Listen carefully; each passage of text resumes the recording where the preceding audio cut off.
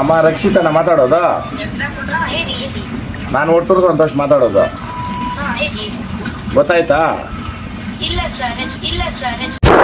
Emotional damage. ಅಲ್ಲಮ್ಮ, ನಾನು second runner ಅಪ್ಗೆ ದುಡ್ಡು ಕೊಡ್ತೀನಿ ಅಂತ ಹೇಳಿದ್ದೆ. ಗೊತ್ತಾಯ್ತಾ?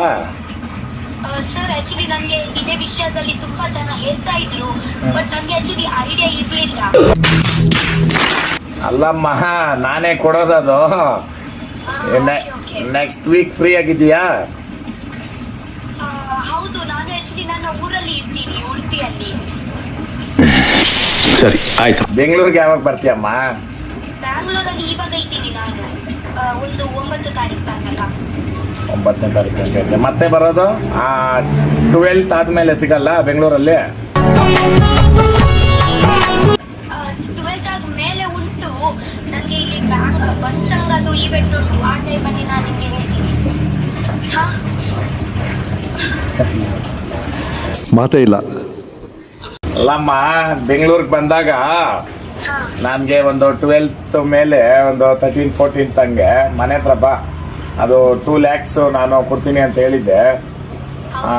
2 lakhs ತಗೊಂಡೋಗಿ ನಾನು ಆ್ಯಕ್ಚುಲಿ ಮೊನ್ನೆನೇ ಕೊಡ್ತಾ ಇದ್ದೆ. ನೀನು ಹೊರಗಡೆ ಬಂದಮೇಲೆ ನನಗೆ ಮಿಸ್ಕಮ್ಯುನಿಕೇಶನ್ ಆಯಿತು. ಏನಂತಂದರೆ ಇದು ದೀಪಾವಳಿ, ಸಾರಿ ಯಾವ್ದು ಇವಾಗ ಹಬ್ಬ? ಶಿವರಾತ್ರಿ.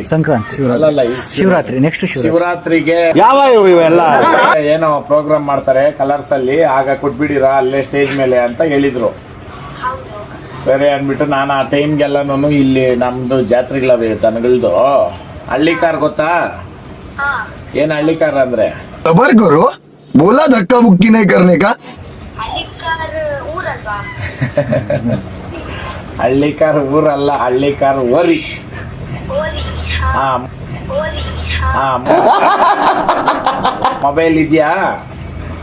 ಮೊಬೈಲ್ ಉಂಟು. ಅದರಲ್ಲಿ ಯೂಟ್ಯೂಬ್ಗೆ ಹೋಗು. ಇವತ್ತು ನಿಮ್ಮ ಜೊತೆಗೆ ಕಿವಿಯಲ್ಲಿ ಮಾತಾಡ್ತಾ ಇದ್ದೀನಲ್ವಾ?